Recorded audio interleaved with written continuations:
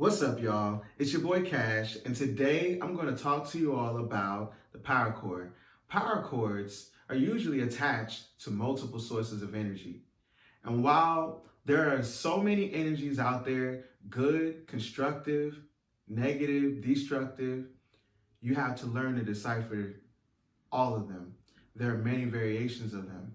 And sometimes we don't know because they come off positive or they may come off negative, but they're all not the same. You know because it's draining you.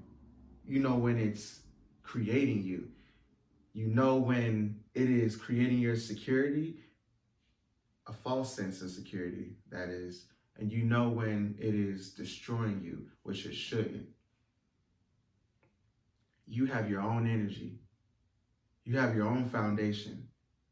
And at no time should anybody be able to influence it or destroy it. You are the only key that you need to create your own energy, your own life, your own security. You are your greatest resource. You don't need opinions. You don't need advice.